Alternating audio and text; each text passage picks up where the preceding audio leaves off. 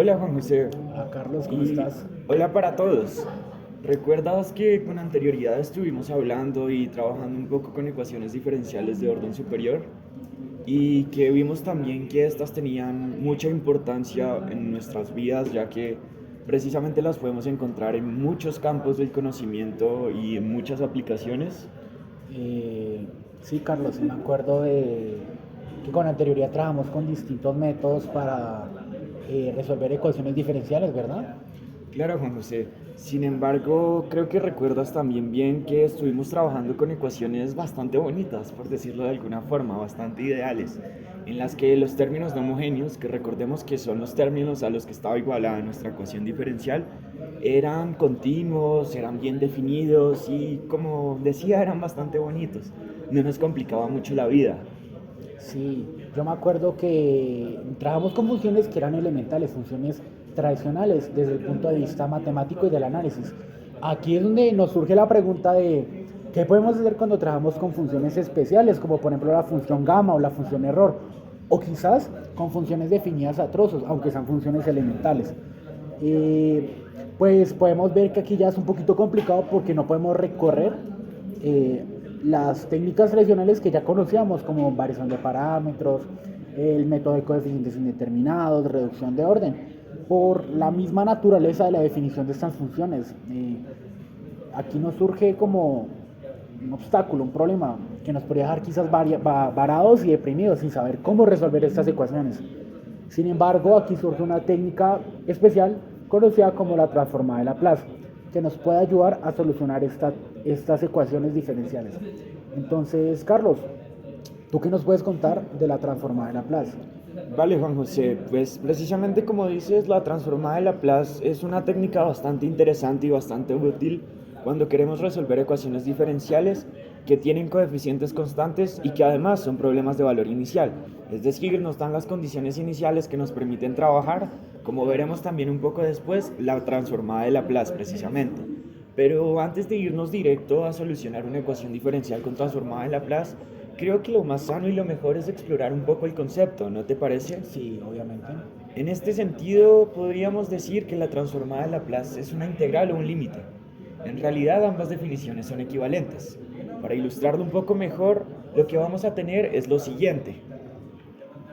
Como puedes ver, para calcular la transformada de Laplace de una función, basta entonces con evaluar la integral impropia, resolverla. Es decir, evaluar su límite y ver los valores de s para los que converge. Esto precisamente nos dará nuestra transformada de Laplace. Sin embargo, y a pesar de que quizás en el fondo no sea tan complejo, a lo mejor sí resulta un poco agotador siempre que tengamos que usar transformada de Laplace, remitirnos a la integral, hacer la integral, evaluar el límite y termina siendo muy mamón, muy cansón. Entonces, por conveniencia, por salud, creo que lo mejor es de aquí en adelante también, cuando empecemos a resolver ecuaciones, que para guiarnos con la transformada de Laplace y para ilustrar también un poco mejor, usemos tablas de transformadas de Laplace. Estas precisamente se pueden encontrar en cualquier recurso bibliográfico o en internet. Sí, revisando cualquier libro, como por ejemplo el del profe Dixon, y de verdad cualquier libro que trate de ecuaciones diferenciales e incluya una sección sobre transformadas de Laplace, encontraremos una tabla con las transformadas de Laplace de las funciones más generales como las trigonométricas, las polinómicas o exponenciales, que son las que se suelen trabajar. Entonces aquí también viene otro factor importante, y es que la transformada de Laplace es una transformación lineal, lo cual es una propiedad súper útil, ya que no solo nos permite trabajar con las funciones elementales, sino funciones compuestas a partir de estas por medio de las operaciones de la suma y el producto de funciones por un escalar. ¿Esto qué implica? Que la transformada de la suma de funciones es igual a la suma de las transformadas de estas funciones, y que además la transformada de una función multiplicada por un escalar es igual a este escalar multiplicado por la transformada de esta función. De esta manera, Carlos, ya que ya hemos definido qué es una transformada de Laplace, podemos hablar de cómo solucionar una ecuación diferencial por medio de este método. Claro, Juan José, ahorita sí me parece mucho más apropiado. En este sentido, en realidad es que el proceso es bastante simple, pues tengamos en mente precisamente las propiedades que acabas de mencionar. Lo que hacemos cuando resolvemos una ecuación diferencial a través de transformadas de Laplace es aplicar transformadas en ambos lados de nuestra ecuación. Así, precisamente gracias a las propiedades que mencionaste, lo que vamos a tener es, por un lado, una suma de transformadas que va a estar dada por nuestra ecuación diferencial y en el otro, la transformada del término no homogéneo. Aquí digamos que por ahora nada nuevo. Y simplemente lo que hacemos es precisamente operar y solucionar las transformadas que conocemos gracias precisamente a la tabla. Veámoslo quizás un poco más matemáticamente, un poco más en el papel. Entonces vamos a tener así lo siguiente. Ahora ya para volver, digámoslo así, a nuestra ecuación original y obtener nuestra solución, nuestra función solución, vamos a tener que introducir un concepto un poco nuevo, pero que en el fondo no es tan complejo. Y es que dado que tenemos la transformada de Laplace de nuestra función solución igualada a otro término, pues ahorita lo que hacemos va a ser aplicar transformada inversa de Laplace en ambos lados. Recordemos que la transformada de Laplace nos decía cuál es la transformada de esta función. Ahora lo que va a hacer la transformada inversa, precisamente dado por su nombre, va a ser decirnos de qué función es esta transformada. Es decir, tenemos una transformada, tenemos un término y con base a esa podemos definir cuál es nuestra función que convertimos o que necesitamos hacer transformada de Laplace. También es importante mencionar que la transformada inversa de Laplace, digamos que conserva las propiedades lineales de la transformada original de Laplace, por decirlo así. Es decir, cuando tenemos una suma de transformadas inversas va a ser igual a la suma de las transformadas inversas y equivalentemente con el producto por escalar. Entonces, como aplicamos transformada inversa de Laplace, pues dado que simplemente hicimos lo que hacíamos en el colegio, que es despejar nuestra transformada de nuestra función solución en términos de otra cuestión, de otro término, pues simplemente vamos a llegar a nuestra función solución, dada por la transformada inversa del otro término que teníamos. Entonces así llegaríamos precisamente a solucionar nuestra ecuación diferencial con transformadas de Laplace. Entonces, de esa manera, Carlos, hemos encontrado una solución a nuestro problema con valor inicial. Aquí es muy importante enfatizar que se necesita conocer el valor inicial o al menos, saber al menos el valor inicial de nuestra función, de nuestras condiciones iniciales, ya que la definición, no la definición, la transformada de la derivada de una función nos implica conocer estos valores. Pero ya de esta forma, una vez definida y explicada qué es la transformada de Laplace y cómo nos permite resolver ecuaciones diferenciales, yo creo que podríamos entrar ya en la materia a cuestión a hablar, que es cómo podemos resolver ecuaciones diferenciales cuyos términos no homogéneos son funciones especiales, como las de las que hablamos, o quizás funciones definidas a trozos, donde podríamos entrar con, por ejemplo, la función de salto de Heaviside o la función delta de Dirac. Bueno, Carlos, ya que hemos definido la transformada de Laplace, yo creo que ya podemos comenzar a resolver ecuaciones diferenciales por medio de este método, problemas de valor inicial. De esta manera yo te voy a proponer la siguiente ecuación, donde el término no homogéneo es una función definida a trozos de la siguiente forma. Como planteamos en la introducción, la forma adecuada de resolver este problema de valor inicial a través de la transformada de Laplace es la manera más sencilla. Sin embargo, aún no conocemos la transformada de Laplace de una función definida a trozos. ¿Tú cómo crees, Carlos, que podríamos calcular la transformada de Laplace de una función definida a trozos? Juan José, pues la verdad es que antes de remitirnos directamente a calcular la transformada de Laplace de una función definida a trozos, es importante afianzar y hablar de un concepto muy importante en todo este juego, en todo esto que estamos haciendo, y es la función escalón unitario o función de Heaviside. Fue precisamente dado por su nombre, introducida por Oliver Heaviside, y es una función definida a trozos que nos habla de lo siguiente, que tiene la siguiente forma. Es una función además que tiene cabida también en muchos aspectos y en muchos sitios, dado que precisamente nos ayuda a describir saltos abruptos. Es decir, te pongo un ejemplo, te pongo un contexto. Digamos que tú entras a tu habitación, la luz está apagada y entonces oprimes el interruptor, enciendes la luz. Entonces, digamos que va a haber un salto precisamente, eso se puede escribir como función y la función que usamos para hacerlo es la función escalón unitario, la función de Heaviside. Ahora, algo bastante particular y algo de lo que hay que hablar de la función escalón unitario es su transformada de Laplace. Para esto, remitámonos a la definición. Recordemos precisamente la definición de la transformada de Laplace, la integral. Entonces lo que hacemos es precisamente tener la siguiente integral, evaluamos el límite y vemos que converge para s mayor que 0. Matemáticamente se tiene esto. Bueno, Carlos, pero ¿por qué nos interesa esta función escalón unitario? Esto, ¿dónde se introduce en lo que estamos hablando de una función definida a trozos? Bien, Juan José, pues lo que pasa es que la función el escalón unitario, como cualquier otra función, le podemos realizar corrimientos en X, corrimientos en Y, la podemos multiplicar por un escalar, entre otros. Entonces, gracias precisamente a estas propiedades y gracias a su naturaleza, por decirlo de alguna forma, lo que vamos a llegar es que podemos expresar cualquier función definida a trozos como la función escalón unitario, lo cual es algo que nos va a ayudar muchísimo porque precisamente nos va a decir mucho y nos va a ayudar en este contexto de transformadas de Laplace y ecuaciones diferenciales ordinarias, cuyos términos no homogéneos son funciones definidas a trozos. Y para esto tenemos que irnos un poco a la teoría. Entonces remitámonos al libro de ecuaciones diferenciales ordinarias y problemas en la frontera, de Nagli. En este se nos presenta un teorema que es un teoremazo y se llama teorema de traslación.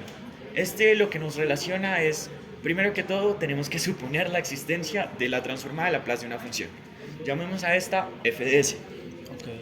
Entonces, dado eso y también partiendo de la transformada de Laplace de la función escalón unitario, lo que vamos a obtener es lo siguiente para la transformada de Laplace de una función por el escalón unitario, es decir, cuando estamos definiendo precisamente una función en términos del escalón unitario.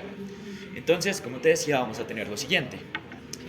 Ahora recordemos también un poco que cuando estábamos hablando en la introducción de transformadas de Laplace tuvimos que introducir el término de transformada inversa de Laplace. En este contexto también vamos a tener un análogo del teorema de traslación para la transformada inversa de Laplace, lo cual nos va a decir lo siguiente. Listo, Carlos, de esta manera ya podríamos comenzar a solucionar nuestra ecuación diferencial, ¿verdad? Claro, Juan José, pues basta con a la larga expresar nuestra función definida a trozos, g de t, la que me planteaste en el comienzo, en términos de la función escalón unitario, aplicar transformadas y ya hacer lo que hacíamos en el colegio, despejar. Ok. Entonces, yo creo que podríamos comenzar a solucionar el problema que te propuse al inicio. Como puedes ver, nuestro término no homogéneo tiene una forma muy particular. Es una función seno que en t igual a 2pi se anula, se vuelve nula y se vuelve igual a 0. Es decir, es como un escalón unitario que va en 1 y en t igual a 2pi y se vuelve 0. Esto matemáticamente lo podemos expresar como 1 menos la función escalón unitario de t menos 2pi. De esta manera podemos ver cómo el corrimiento de nuestra función pues está en 2pi y cómo podemos expresar esta función definida a trozos como el producto de la función seno por el producto de 1 menos la función escalón unitario de t menos 2pi. De esta forma, nuestro problema de valor inicial queda de la siguiente manera. Y de esta manera, aplicando la transformada de Laplace a ambos lados de nuestra ecuación, se tiene lo siguiente, lo cual además es equivalente a... viendo una tabla de transformadas, rápidamente podemos encontrar las transformadas de la segunda derivada de y del seno de t. Sin embargo, Carlos, aún no hemos hablado sobre la transformada del escalón unitario, ¿verdad? Sí, Juan José, creo que en realidad lo que debemos hacer es quizás profundizar un poco más en el concepto, pues a pesar de que se mencionó, como lo mencionamos tan reciente, es muy natural que aún no lo tengamos tan afianzado, entonces creo que es importante darle un poco más de atención y hacerlo un poco más paso a paso, precisamente la transformada de nuestro seno de t por la función escalón unitario. Entonces, vamos a remitirnos de nuevo al teorema de traslación. Este lo que nos dice es que primero que todo debemos definir un g de t, que va a ser seno de t, y debemos definir un a, que pues como precisamente estuviste hablando va a ser 2pi. Entonces lo que vamos a hacer es hacer g de t evaluado en, pues bueno, g evaluado en t más nuestro a, es decir, más 2pi, por la función escalón unitario que definimos. Entonces básicamente lo que vamos a tener es seno de t más 2pi por la función escalón unitario evaluada en t menos 2pi. Entonces aquí centrémonos un poco en el término seno de t más 2pi. Y es que recordemos precisamente las identidades trigonométricas con las que hemos trabajado siempre. Y recordemos que el seno de una suma es igual al seno de nuestro primer término por el coseno del segundo más el seno del segundo por el coseno del primero. Entonces, después de hacer esto, lo que vamos a obtener es que seno de t más 2pi es seno de t, lo cual Sí. también tiene sentido dado que no estamos alterando el periodo de nuestro seno, el cual es 2pi. Pues entonces, si calculamos el seno y le sumamos el periodo, pues vamos a tener el mismo seno. Sí. Entonces, esto también nos simplifica un poco más la vida, puesto que simplemente a lo que le tenemos que calcular la transformada de Laplace es a seno de t por la función escalón unitario evaluada en t menos 2pi. Aquí de nuevo nos remitimos al teorema de traslación y a lo que nos dice este de la transformada de una función por la función escalón unitario. Entonces simplemente calculamos las transformadas y vamos a obtener lo siguiente para ese problema que nos estaba carcomiendo la cabeza. Ya como conocemos entonces todas las transformadas, podemos simplemente precisamente reemplazar los valores que teníamos antes para las transformadas con las tablas de transformadas, y a lo que vamos a llegar es que vamos a tener la siguiente expresión para nuestra ecuación diferencial. Además, hacemos entonces uso de los valores iniciales. Recordemos que estos están dados por y evaluada en 0 igual a 0 y y' evaluada en 0 igual a 0. Es decir, se nos anula. Y esto nos va a simplificar mucho la vida, pues no tenemos que jugar con otros términos, entre otros. Entonces, a lo que vamos a llegar con esto, después de resolver las sumas, las operaciones entre fracciones y esto, y despejar nuestra transformada de la función solución, es lo siguiente. Esto, precisamente gracias a las propiedades de las sumas de fracciones, se puede expresar de esta forma también. Y finalmente, como queremos llegar a la función solución de nuestra ecuación diferencial de nuestro problema de valor inicial que me planteaste, entonces lo que hacemos es aplicar transformada de Laplace inversa en ambos lados, que pues gracias a su linealidad vamos a llegar a lo siguiente. Y bueno, Carlos, de esta manera hemos obtenido una solución para nuestra ecuación, pero podemos ver que están las transformadas inversas que tenemos que obtener. Sin embargo, de nuevo, usando una tabla de transformadas de las que hablamos anteriormente, es muy fácil encontrar una solución a nuestra ecuación, y también usando el teorema de traslación del que nos hablaste. De esta manera encontramos que la solución a nuestro problema de valor inicial viene dada por la siguiente fórmula. Y ya de esta manera hemos trabajado con una ecuación diferencial cuyo término homogéneo no es algo muy tradicional, es una función definida a trozos, que era lo que buscábamos obtener. Sin embargo, ahora como físicos, Carlos, aquí nos surge quizás una pregunta de qué pasaría si trabajamos quizás con una función que es un poquito familiar para nosotros, la función delta de Dirac, ¿verdad?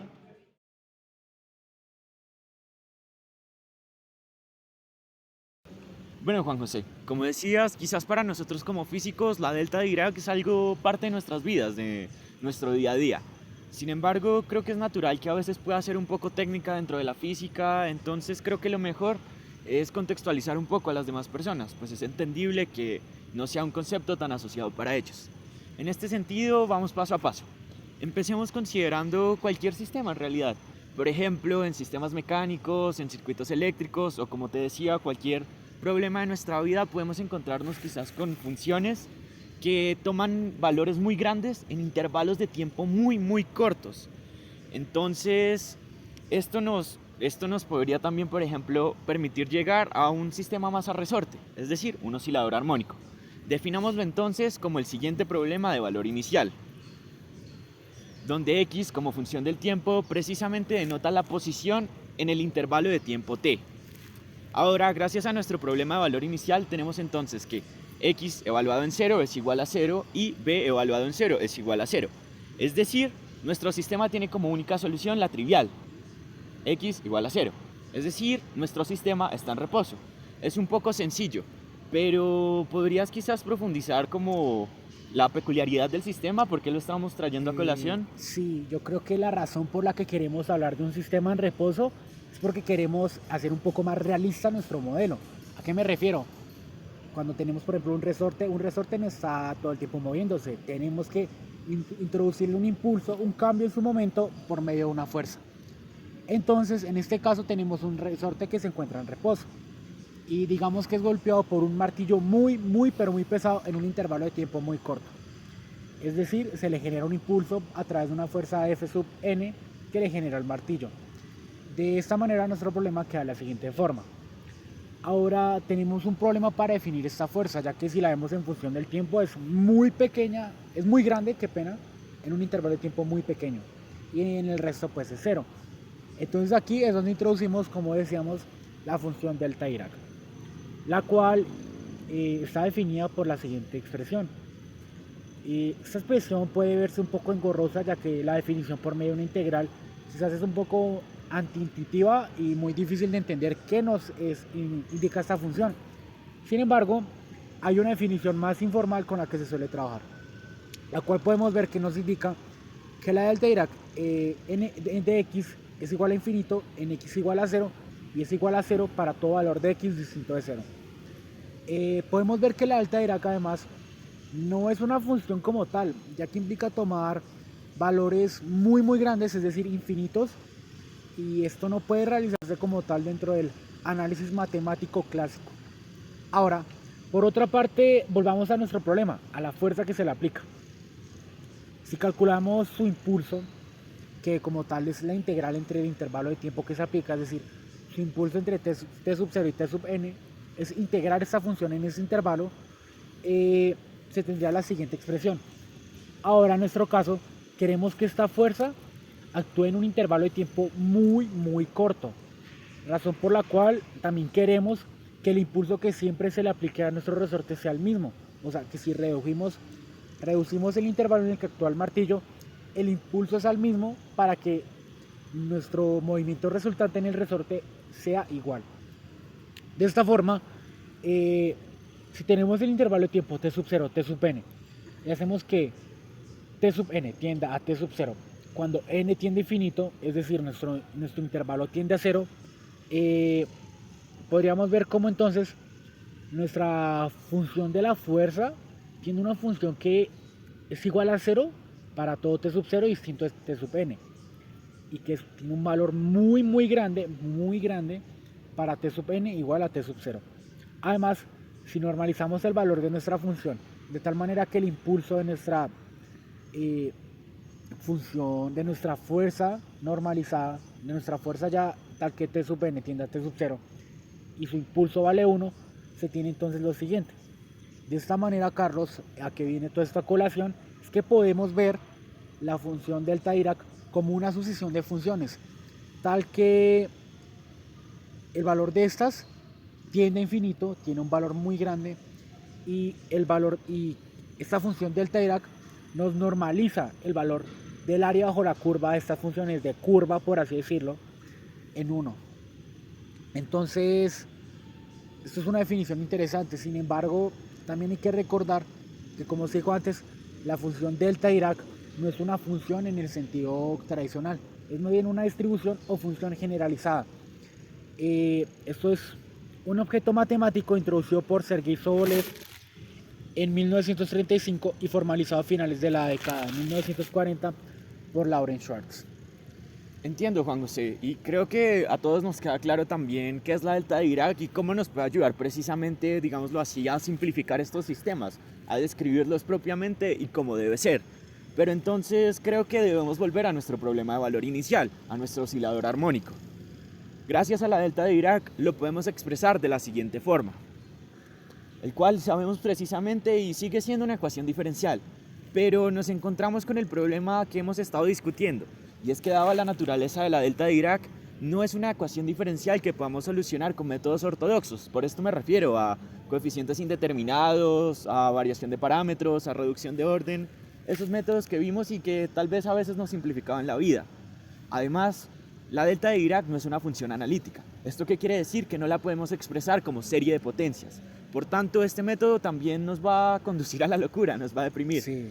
Entonces, Juan José, como hemos estado discutiendo, creo que el método más apropiado para solucionar esta ecuación diferencial es la transformada de Laplace, ¿verdad? Sí, exactamente.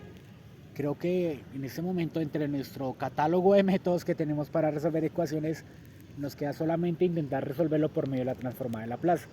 Entonces, obviamente, en primer lugar, deberíamos ver cuál es la transformada de Laplace de la función delta Dirac. Entonces, al calcular la transformada de Laplace de la delta Dirac, tenemos lo siguiente. Ahora, gracias a que la definición de la delta Dirac establece que la delta Dirac de x menos a es distinto de 0 para todo x distinto de a, podemos ver que para todo a mayor que 0, y usando la función escalón unitario, podemos escribir nuestra transformada de la siguiente manera. Así, por la definición de la delta Dirac, obtenemos su transformada de Laplace. Podemos ver que la transformada de la delta Dirac es una función que no es continua en a igual a 0. Sin embargo, podemos entender más o menos, o quizás intentar interpretar el valor de la transformada de la delta Dirac en a igual a cero como el límite lateral de la derecha de su transformada. Es decir, nuestra delta de Dirac en a igual a cero puede ser evaluada como 1 o interpretada como este valor. Entonces, Carlos, teniendo esto en cuenta, yo creo que ya podríamos resolver nuestro problema, ¿verdad? Claro, Juan José.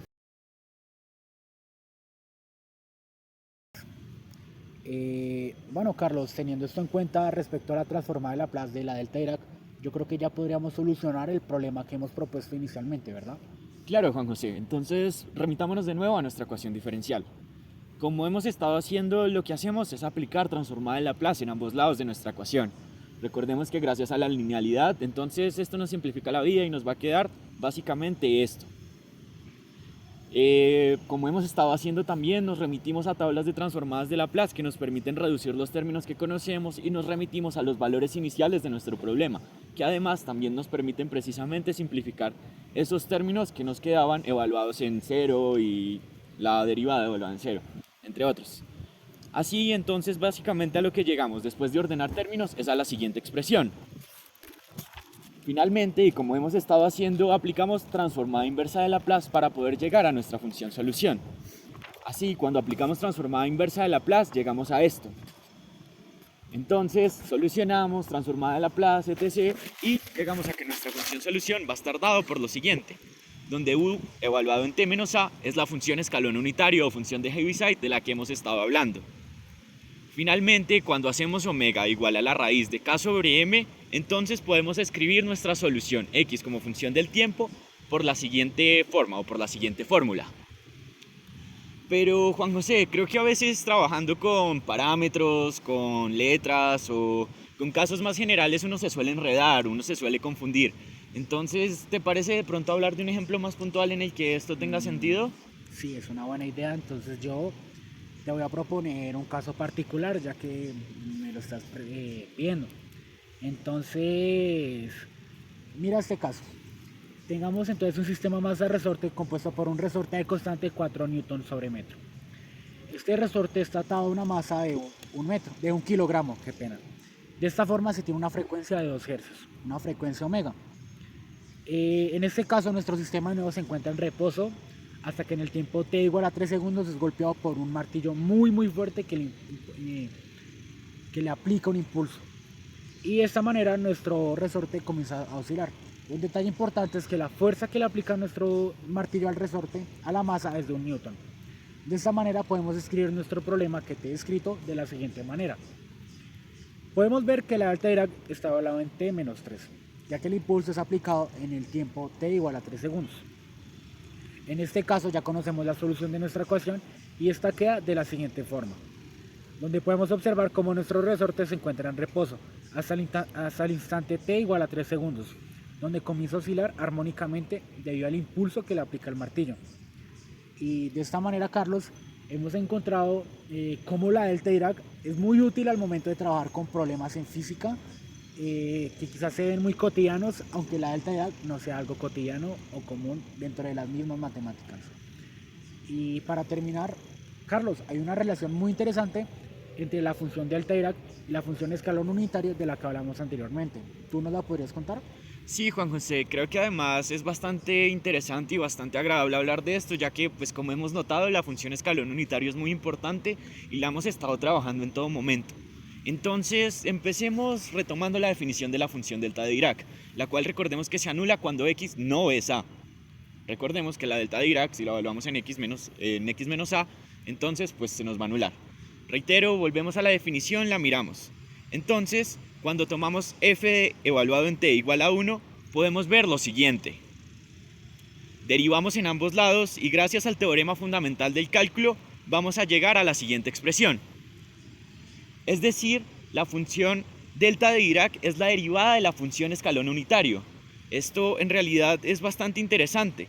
Además, hablamos de una derivada generalizada, pues recordemos que la delta de Dirac está un poco confusa en ese ámbito de funciones y en todo, digamos que este campo. Pero, sin embargo, creo que es un resultado bastante interesante y bastante importante también mencionar. ¿No te parece, Juan José? Sí, ya que, pues de nuevo, aunque hablemos en el contexto de una distribución, es un resultado interesante ya que parece que no hay una relación entre la función de salto y la función del Dirac, pero hemos encontrado que están relacionadas. Y de esta manera, Carlos, hemos resuelto transformadas de Laplace y ecuaciones diferenciales por medio de este método que implicaban términos no homogéneos, quizás un poco especiales y, como decimos, definidos a trozos o raros. Ahora yo creo que podríamos pasar a hablar de otros métodos para resolver soluciones, para encontrar soluciones de ecuaciones diferenciales que involucren funciones especiales, ¿verdad, Carlos? Sí, Juan José, de hecho creo que cuando estábamos hablando ahorita de qué métodos no podíamos usar para solucionar esta ecuación, alcanzaste a hablar un poco de series de potencias, lo alcanzamos a mencionar. Y la verdad es que me llamó bastante la atención, me parece que es un tema bien particular y del que podemos hablar. Entonces, ¿te parece si ya que hemos estado trabajando como con funciones especiales, entonces ahorita trabajemos con una ecuación diferencial especial? Veamos un poco de series de potencias.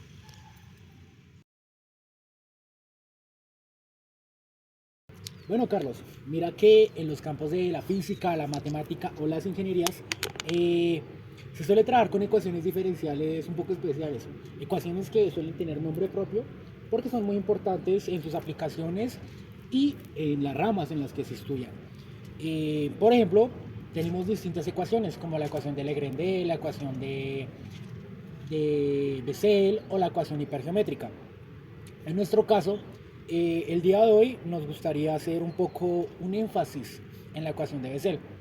Esta ecuación es un poco especial dentro de las formulaciones físicas, Carlos, ya que, ¿cómo explicarlo de una manera sencilla? Es una ecuación diferencial de orden 2 que controla la dependencia radial de las soluciones de una ecuación diferencial parcial.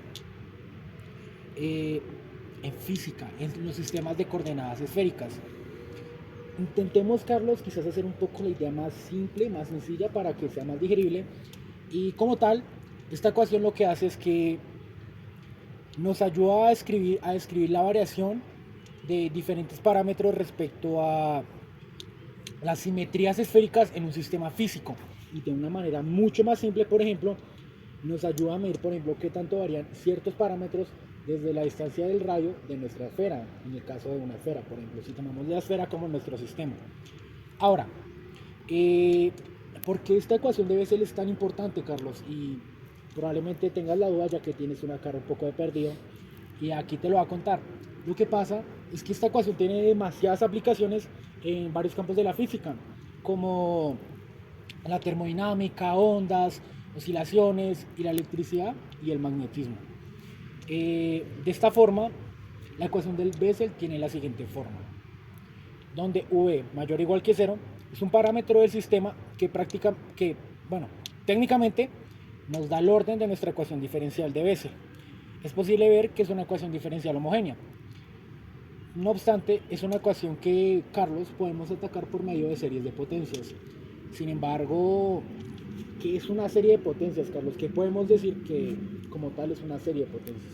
Sí, pues creo que antes de atacar como tal la ecuación diferencial es importante recordar algunos conceptos en torno a series de potencias. Pero incluso antes de entrar en series de potencias, creo que debemos mencionar que es una función analítica. Una función analítica es básicamente una función que puede ser expresada en términos de series. En este caso, pues trabajando en torno a series de potencias. Así, podemos definir una serie de potencias alrededor de un punto. Digámoslo así, x menos a. Así estamos definiendo precisamente nuestra serie de potencias. Sin embargo, esto tiene sentido en puntos ordinarios, es decir, que se pueden expresar precisamente como series de potencias. Pero creo que entonces puede surgir la duda, ¿qué pasa cuando queremos expresar una serie en torno a un punto que no es ordinario? O mejor dicho, un punto singular, un punto que en el papel resulta problemático porque no está definido y no es analítico. Para esto, lo primero que hacemos es mostrar que es un punto singular, singular regular. Es decir, que a pesar de su discontinuidad, a pesar de lo problemático que puede resultar, sí puede terminar siendo expresado como serie, sí se puede expresar una serie en torno a él. Además, también necesitamos saber que cuando trabajemos con puntos singulares regulares, no vamos a trabajar con series de potencias convencionales, vamos a trabajar con series de Frobenius, que por hacerlo un poco más sencillo e introducir de forma más familiar el concepto, son básicamente series de potencias generalizadas, puesto que estos van a estar dados precisamente por un coeficiente exterior a la serie. Por lo tanto, vamos a tener la siguiente forma. donde creo que podemos observar que cuando tenemos que el exponente de nuestro x menos a, es decir, x menos el punto, cuando el exponente de esto es cero, entonces vamos a tener la serie de potencias de toda la vida. Sin embargo, y reitero, aquí lo que va a pasar es que nos vamos a encontrar precisamente con que estamos trabajando con un punto ordinario. Pero como no es el caso, debemos trabajar con series de con series de Frobenius, perdón. Así, Juan José, creo que ya teniendo un poco más clara esta idea y demás, podemos empezar como a desarrollar precisamente Sí, nuestra ecuación con series de ya, Frobenius, ¿no crees? ya esta introducción un poco teórica a la formulación de nuestra solución, yo creo que ya podremos pasar, Carlos, a solucionarla. Primero que todo, entonces buscaríamos una solución en desarrollo de serie de Frobenius para nuestra ecuación de Bessel de orden V, ¿verdad? Primero que todo, iremos a encontrar los puntos singulares de nuestra ecuación. Para esto podemos reescribirla de la siguiente forma. Es posible notar que el punto singular de la ecuación de Bessel es el punto cero, por lo cual podemos escribir la solución que planeamos encontrar de la siguiente forma. Ahora, Carlos, el problema que nos concierne es otro. Toca hallar los términos a sub n de nuestra solución. Y estos pueden darnos muchos problemas, ya que ¿cuál es el término exacto que deberíamos poner en nuestra solución para que sea la solución, válgame la redundancia, de nuestra ecuación? ¿Cómo deberíamos apoyarnos? ¿De dónde podemos comenzar a buscar este término a sub n? Sí, Juan José, como dices, pues creo que para poder también hablar un poco con respecto a eso, lo mejor es también meternos y averiguar un poco, indagar un poco en torno a qué es lo que estamos haciendo cuando estamos trabajando con series de potencias. O bueno, con series de Frobenius en realidad, o con series en general. Lo que hacemos para solucionar una ecuación diferencial a través de series es que básicamente insertamos la serie que proponemos, pues como precisamente hiciste, proponemos una serie con una forma particular, la insertamos en nuestra ecuación diferencial y simplemente reemplazamos, operamos y dejamos todo expresado en términos de una sola serie. En realidad el proceso no es que sea muy complejo, pero ahorita lo que vamos a encontrarnos es con otra cuestión. Y lo que sucede es que estamos trabajando con una ecuación diferencial homogénea, que está igualada a cero. Lo dijiste cuando estábamos comenzando a plantear la ecuación de Bessel. Entonces, vamos a encontrarnos con que un término por nuestra serie, unos coeficientes por nuestra serie, van a ser iguales a cero. Sin embargo, sabemos que nuestra serie no es cero. Entonces, aquí también tenemos que meternos un poco a otra cuestión. Recordemos primero que todo que estamos trabajando en el cuerpo de los números reales. Este tiene la particularidad, o más bien la particularidad, la naturaleza y la característica de que cuando una multiplicación es cero, entonces alguno de los dos números que estamos multiplicando debe ser cero. Basta con eso. Así como pues tenemos precisamente una multiplicación que da cero y sabemos que nuestra serie no es cero, entonces llegamos a que nuestros coeficientes que acompañan a la serie deben ser cero. Por tanto, y aquí nos remitimos también un poco al libro del profe de Dicción, vamos a poder plantear una ecuación que nos va precisamente a decir cómo deben ser o que nos va a guiar en el proceso de hallar esos coeficientes. Y no solo eso, en realidad es una ecuación muy potente, pues también nos va a dar una intuición y nos va a decir cómo son las soluciones de nuestra ecuación diferencial que vamos a plantear. Entonces, y de esa forma, esta ecuación tiene nombre propio, se llama la ecuación indicial y precisamente tiene la siguiente forma. En particular, para la ecuación de Bessel, es decir, la ecuación diferencial con la que estamos trabajando, va a estar descrito por lo siguiente, donde debido a que es un polinomio de grado 2, pues precisamente va a tener dos raíces, donde la primera es v, y la segunda es menos v. Sin embargo, y recordando que v es un parámetro libre del sistema, es decir, que a pesar de que es mayor que 0 o mayor o igual que 0, como tal, digamos que es un poco variable, a pesar de que es un parámetro constante. Es un poco irónico. Pero entonces, esto precisamente nos va a derivar en algunos casos, en que dependiendo de la forma de v, vamos a llegar a algunos casos. Bueno, Carlos, comencemos primero por el caso más sencillo. En este caso, la diferencia entre las raíces de la ecuación indicial es un número no entero. Es decir, 2v es un número no entero. De esta forma, tenemos dos soluciones linealmente independientes expresadas por medio de serie de Frobenius de la siguiente manera. Ahora, recurriendo a la función gamma, podemos expresar estos términos a sub n y b sub n de la siguiente manera. Por lo cual, reemplazando estas formas que hemos encontrado mediante la función gamma, podemos expresar nuestras soluciones linealmente independientes de la siguiente manera, donde j sub p es la función de Bessel de índice v. qué pena, de primer tipo de orden V. Y J menos V es la función de Bessel de primer orden de tipo menos V. Es válido recordar, Carlos, que estas dos soluciones que se encontraron tomaban en cuenta la diferencia de los valores de nuestras raíces de la ecuación inicial y que además eran linealmente independientes, lo cual es muy importante. Sin embargo, ¿qué pasaría, Carlos, en el caso que 2v no fuera un entero? En este caso, digamos, llamémoslo p. Juan José, creo que viste mi cara cuando me preguntaste al respecto y lo que sucede es que es en realidad el caso más denso y el caso más aburridor de este problema. Lo que pasa es que entonces tenemos que empezar con una serie de noticias. Vamos primero que todo con la buena. La función que habíamos encontrado, la primera función de Bessel de tipo V, que en este caso va a ser de tipo P, va a seguir siendo solución de la ecuación de Bessel y va a seguir siendo solución del problema que teníamos, independientemente de si P es entero o no es entero o lo que sea. Esto, por este lado, todo bien. El problema viene, y ahorita sí vamos con las malas noticias, en que la segunda función que habíamos encontrado no está ni siquiera bien definida. Es decir, el j sub menos v que habíamos encontrado no tiene sentido realmente, no está bien definida. Pues lo que haría es pedirle a la función gamma que fuese calculada en un entero negativo, en un entero no positivo. Y esto nos complicaría mucho. Sin embargo, vamos paso a paso. Empecemos por redefinir precisamente esta solución para que cobre sentido, para que tenga cabida de verdad en un contexto matemático y en un contexto real. Así podemos redefinirla a través del siguiente término. Ahora vuelvo con otra mala noticia.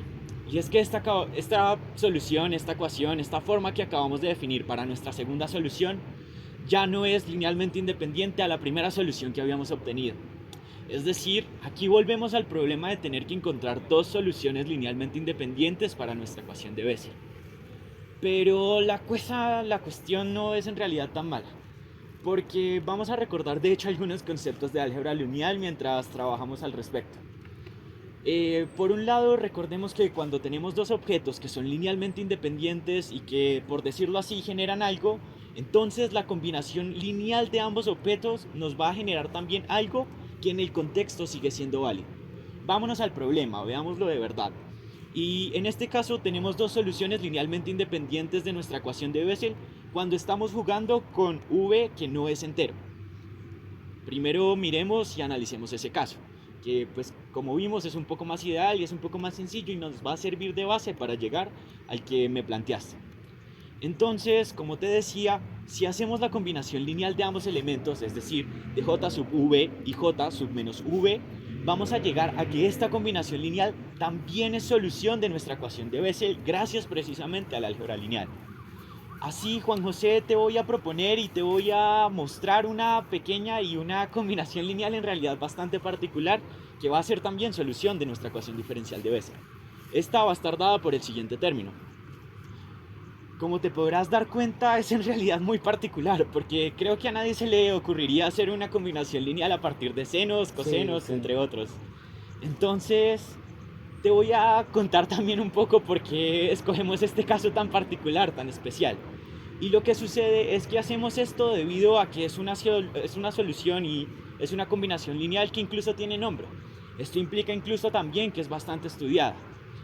Esta se llama como la ecuación de Bessel de segundo tipo de orden V y precisamente está dada por la fórmula que vimos anteriormente. Además, esta es linealmente independiente a la primera solución que habíamos encontrado, es decir, a j sub v. Carlos, o sea, hemos encontrado dos soluciones linealmente independientes para este caso tan horrible. Aún no, Juan José, porque en realidad estamos trabajando todavía cuando v no era entero, es decir, nos habíamos vuelto a ir al primer caso. Sin embargo, y ya después de tanta mala noticia, te tengo por fin una buena. Y es que esta solución que habíamos encontrado hace apenas un rato va a seguir teniendo sentido, por decirlo de alguna forma, si lo evaluamos en P, es decir, en el término que habíamos definido entero para nuestra ecuación de Bessel. Lo que pasa es que cuando evaluamos en P vamos a tener que tanto nuestro denominador como el numerador del término de la función de Bessel de segundo tipo se van a anular. Esto implica que cuando tomemos el límite va a tener sentido. Por tanto, podríamos redefinir nuestra solución, el término que acabamos de encontrar, como el siguiente, tomando precisamente ese límite. Además, te tengo ahorita otra noticia importantísima, muy interesante, y que ya por fin nos va a sacar de esta vaina. Y es que esta solución que acabamos de encontrar, Y sub v, sigue siendo linealmente independiente. Es decir, por fin ya tenemos entonces dos soluciones linealmente independientes en el caso en que P es un entero. Por lo tanto, ya después de haber evaluado ambos casos, por fin tenemos también dos soluciones linealmente independientes para ambos casos que nos planteaba la ecuación de Bessel. Excelente, Carlos. Yo creo que después de hablar un poco del surgimiento y la naturaleza de la función de Bessel, finalmente haber encontrado las soluciones a la ecuación que al inicio no se veía tan problemática, pero que resultó ser un dolor de cabeza quizás, es algo muy satisfactorio. Para terminar, a mí me gustaría mostrarte algunas relaciones que cumplen las funciones de Bessel, tanto de primer orden, no solo las de primer tipo, tanto las de primer tipo como las de segundo tipo cumplen estas relaciones que te voy a mostrar. Como pueden ver, estas relaciones son muy importantes ya que la ecuación de Bessel tiene demasiadas aplicaciones en el campo de la física. Por último, también tenemos ciertas aproximaciones, Carlos, para las funciones de Bessel, ya que son funciones extrañas, complicadas, como se suelen llamar funciones especiales, ya que involucran la función gamma, sumatorios, series de Frobenius. En este caso, para un argumento x muy grande para la función de Bessel tenemos la siguiente aproximación, y para un argumento muy pequeño de la función de Bessel se tiene la siguiente aproximación. Bien, Juan José, creo que por fin acabamos, como decías, este martirio que fue la ecuación de Bessel. Pues a pesar de que quizás a simple vista se podía ver como algo simple, porque era homogéneo, bonito, sí, pues terminamos viendo que en realidad es un proceso bastante arduo, bastante mamón, bastante complicado. La verdad es que en lo personal creo que lo mejor y lo más sano mentalmente es quizás tomarnos un pequeño descanso antes de abordar el siguiente tema, ¿te parece? Antes de abordar el siguiente y emocionante tema que vamos a cubrir. Bueno, Juan José, ¿recuerdas que para cuando intentábamos solucionar ecuaciones diferenciales de orden superior, estuvimos trabajando con algunos métodos como, por ejemplo, variación de parámetros? Sí, claro, Carlos. Yo me acuerdo que cuando trabajamos con EDOs de orden superior, lineales no homogéneas, encontramos métodos muy útiles a la hora de resolverlas. Por ejemplo, encontramos el método de coeficientes indeterminados, el método de reducción de orden o, como mencionaste, el método de variación de parámetros. Aquí yo te recuerdo que este método nos indicaba que si teníamos una solución general asociada a la ecuación homogénea en nuestra ecuación no homogénea, podíamos encontrar una solución particular que venía dada por la siguiente forma, donde los parámetros B son funciones que buscamos determinar, por eso se llama variación de parámetros. Pero, ¿por qué me preguntas todo esto? Pues lo que pasa es que, Juan José, cuando intentamos solucionar un sistema de ecuaciones diferenciales lineales ordinarias, nos vamos a encontrar con que vamos a tener una técnica que es un poco análoga a la idea de variación de parámetros. Es decir, aplicamos variación de parámetros a un sistema de ecuaciones lineales. Pero así como hacíamos cuando trabajábamos con ecuaciones diferenciales de orden superior, empecemos por lo simple, por lo sencillo, por la idea tranqui del proceso. Entonces, empecemos por el sistema homogéneo asociado. ¿Recuerdas precisamente que cuando trabajábamos con ecuaciones diferenciales de orden superior, primero solucionábamos la misma ecuación pero igualada a cero? Sí. Ahorita vamos a tener algo similar con sistemas de ecuaciones diferenciales. Entonces, vamos a definir nuestro sistema de ecuaciones diferenciales homogéneo de la forma: este va a tener una solución dada propiamente por los valores propios y vectores propios del sistema. En este sentido, y no sé si recuerdas un poco, que cuando trabajábamos con una ecuación diferencial de orden superior, en particular con ecuaciones diferenciales homogéneas, nos encontrábamos con ciertos casos dependiendo de las raíces de su polinomio característico. Entonces, lo que va a pasar es que cuando trabajamos con un sistema y definimos los autovalores y los autovectores, entonces nos vamos a encontrar con que estos tienen dos naturalezas. Pues la solución, a fin de cuentas, va a ser también, como antes, una combinación lineal de, pues precisamente, términos dados por los autovalores y vectores propios que encontramos. Entonces, veamos los dos casos. Por un lado, tenemos que nuestro valor propio es real. Entonces, vamos a ver que nuestra solución va a estar dada en forma vectorial por lo siguiente. Por el otro lado, y quizás un poco más difícil, más abstracto, entonces nos vamos a encontrar con el caso en que nuestros valores propios son complejos. Esto va a indicar que nuestros vectores propios son también complejos conjugados, es decir, van a tener una forma a más o menos i por b, donde recordemos que i es raíz de menos 1. Entonces vamos a tener que la solución en términos de nuestros valores propios, recordemos que para cada valor propio vamos a tener un vector propio asociado, va a estar dada por la siguiente fórmula o combinación lineal, donde pues gracias a la identidad de Euler entonces vamos a transformar esos valores complejos en senos y cosenos, que son un poco más digeribles y sencillos de trabajar. Así entonces vamos a obtener que estas soluciones que precisamente obtuvimos nos van a dar la matriz fundamental del sistema.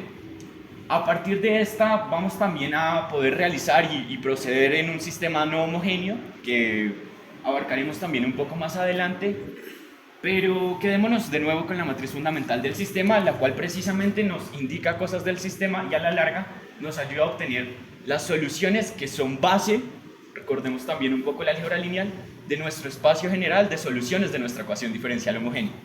Pero pues ya estuvimos con lo simple, entonces, ¿dónde entra variación de parámetros, Juan José? Sí, aquí yo creo que entraría el punto interesante de lo que hemos estado hablando, ya que hemos hablado de un sistema homogéneo, con el cual ya estamos ciertamente familiarizados, ya que tú nos has explicado cómo resolver esta clase de sistemas y cómo proceder. Ahora, yo te voy a hablar de un sistema no homogéneo.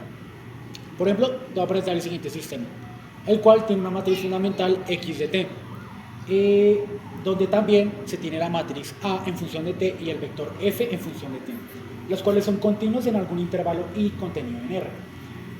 Algo interesante aquí hablar y que también es muy importante es que la matriz A puede tener de entradas funciones cualquiera de variable real y el vector f también, o sea, aquí no tenemos que trabajar necesariamente con funciones constantes.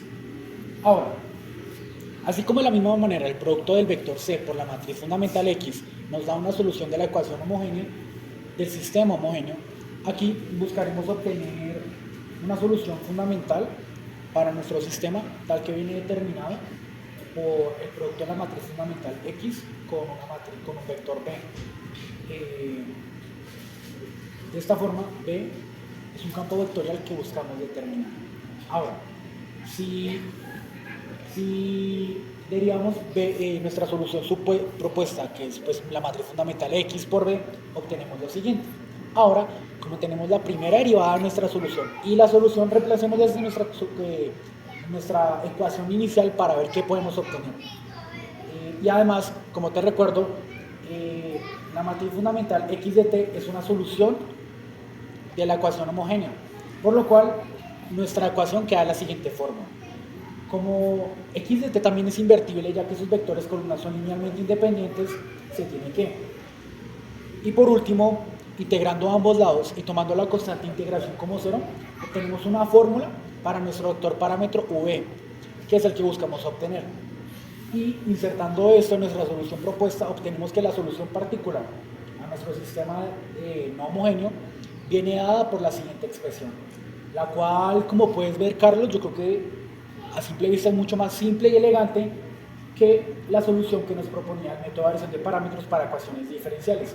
La sistemas es mucho más elegante, no requiere calcular Gaussianos, ni muchos determinantes, ni muchas integrales. Solo una fórmula y una sola integral. Claro, Juan José, creo que es evidente que es en lo absoluto menos maltratador que cuando hacíamos variación de parámetros. Como dices, los Gaussianos son muy cansones y son muy agotadores. Pero así como hacíamos también con los otros métodos y con las ecuaciones y como hicimos con transformadas, creo que lo más sencillo es ilustrar con un ejemplo. Entonces, si me dejas, no, más bien, ¿tú qué ejercicio me propones? ¿Qué ejercicio crees que será bonita para trabajar? Pues, Juan José, te propongo el siguiente sistema no homogéneo de ecuaciones diferenciales. Empecemos de nuevo por lo sencillo, por el sistema homogéneo. Entonces, pues vemos que tenemos la siguiente forma matricial, de la cual podemos calcular los valores propios y por tanto los vectores propios. Pero vamos de nuevo con lo primero, los valores propios. Pero yo sé que esto es un poco mamón y es un poco largo el proceso. Entonces, Juan José, te propongo, utilicemos Wolfram Alpha. Esto en lo absoluto nos va a simplificar la vida. Así, vamos a ver que los valores propios para nuestra matriz van a estar dados por lo siguiente, y por tanto, pues también para nuestro sistema. Así vamos a poder llegar a los vectores propios. Como tuvimos 5 valores propios, entonces vamos a tener 5 vectores propios. Pues nuestros valores propios fueron distintos y cada vector propio va a estar asociado a nuestro valor propio. Así vamos a obtener los siguientes vectores propios. Bueno, Carlos, ya hemos obtenido los valores propios y los vectores propios de la matriz de nuestro sistema. En base a lo que hablaste al principio, ¿cómo quedaría entonces la solución de la ecuación homogénea? Claro, Juan José. Entonces vamos a ver que la solución de nuestra ecuación homogénea va a estar dada de la siguiente forma. Listo. De esta manera ya hemos resuelto la ecuación homogénea, ¿verdad? Claro, Juan José. Ahorita vamos con lo bonito, ¿verdad? Sí. Ya ahora sí tocaría ir con lo que sería la materia pues que viene a hablar. Tenemos entonces una matriz fundamental en base a lo que nos has dicho que tiene vectores columna cada una de las soluciones que ha encontrado Carlos. De esta forma, lo primero yo creo que queremos hacer en base a nuestra fórmula de lo que salió es encontrar su inversa. Como puedes ver, por métodos tradicionales encontrar esta inversa no es una tarea sencilla, es una función que tiene entradas funciones de variable real y puede ser algo incluso imposible por métodos tradicionales, por así decirlo de una manera más sencilla a mano. Para eso entonces remitámonos de nuevo a Wolfram Alpha y calculemos la inversa de nuestra matriz fundamental, la cual queda de la siguiente forma. Ahora, calculemos el producto de la inversa de la matriz fundamental por el vector f. Y de esta forma, integremos este resultado, lo cual nos quedaría de la siguiente forma. Finalmente, este resultado que hemos obtenido en integral lo multiplicamos por nuestra matriz fundamental del sistema homogéneo, para obtener finalmente la solución particular a nuestro sistema no homogéneo. Como pueden ver, es una solución muy larga y muy grande, y ha sido un trabajo laborioso encontrarla computacionalmente, a pesar de que nos hemos ayudado de ciertas herramientas. Por último, la solución general, Carlos, de nuestro sistema no homogéneo, como ya hemos hablado y hemos discutido varias veces, viene dada por la solución homogénea más la solución particular que hemos encontrado. Pero, como puedes ver, es una solución muy grande, de tamaño, y no la podemos presentar. Sin embargo, ya pueden darse una idea de cómo es. Claro, Juan José, creo que lo importante más allá del resultado es el proceso y el aprendizaje precisamente de cómo resolver un sistema de ecuaciones diferenciales. Y en ese sentido creo que podemos tener claro cómo se usa variación de parámetros en este contexto y también ser un poco críticos al respecto, en particular si lo comparamos quizás con lo que hacíamos para ecuaciones diferenciales de orden superior, donde como comentabas este es un poco más elegante y a pesar de que quizás implica cálculos más grandes y que a mano no sacaríamos nunca, sino que nos toca recurrir a Wolfram Alpha, entonces de todas formas digamos que es un poco más simple en ese sentido. No implica tanto bronsquiano, no implica tanta expresión quizás por ahí suelta que a veces son un poco difíciles de comprender.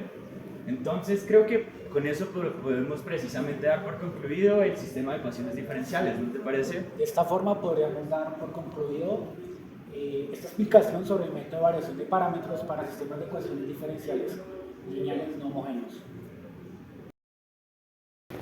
Bueno, Juan José, creo que en lo absoluto ha sido un viaje, un recorrido bastante interesante en torno a, digamos que estas particularidades de las ecuaciones diferenciales ordinarias. Sí, más que todo interesante, un viaje muy peculiar. Sí, además pues hemos visto también lo importantes que son estas en nuestros contextos, en particular como físicos van a ser pan de cada día y nos vamos a encontrar precisamente con funciones definidas a trozos, con la delta de Dirac, con la ecuación de Bessel, de Legendre, entre otras casi que todos los días. Entonces creo que desde luego es muy importante y es muy necesario conocer y saber también de qué hablamos, saber de dónde viene lo que hablamos y cómo toman juego también estas en nuestros contextos, ¿no crees? Sí, porque yo creo que lo que nos hemos dado cuenta es cómo hemos llevado hasta las últimas consecuencias nuestra teoría sobre las ecuaciones diferenciales, ¿verdad, Carlos? Le hemos sacado todo el jugo a las ecuaciones diferenciales y todo lo que podíamos quizás a sus aplicaciones, obteniendo casos muy particulares, pero a la vez también muy interesantes. Ha sido quizás un poco difícil, pero